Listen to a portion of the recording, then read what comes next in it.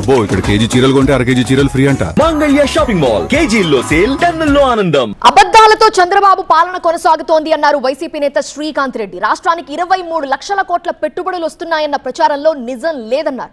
పన్నుల ఆదాయంలో రాష్ట్రం వెనకబడిందని, అప్పులపై చంద్రబాబు సమాధానం చెప్పాలని డిమాండ్ చేశారు. మీ యొక్క పరిపాలన వచ్చిన తర్వాత రాష్ట్రంలో దేశంలోనే హైయెస్ట్ రెవెన్యూ డెఫిసిట్ ఉన్నటువంటి రాష్ట్రం కూడా ఆంధ్రప్రదేశ్ అయిపోయింది.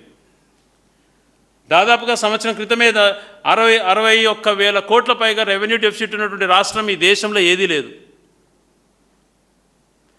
మీరు ఎప్పుడు చూసినా మాట్లాడేవాళ్ళు పదే పదే నేను సంపద సృష్టిస్తాను అని చెప్పి. ఎక్కడ సృష్టించారండి సంపద?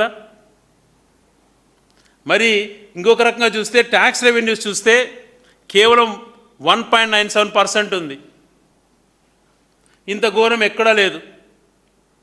మనం అత్యంత దారుణమైనటువంటి రాష్ట్రం, వెనుకబడిన రాష్ట్రం అనుకుంటాం. బీహార్లో 18% ఉంది. మనకన్నా ట్యాక్స్ రెవెన్యూస్లో అయితే 22వ స్థానంకు పడేశారు.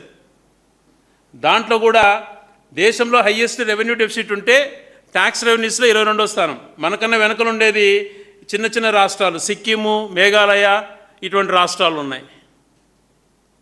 ఇది రాష్ట్రం.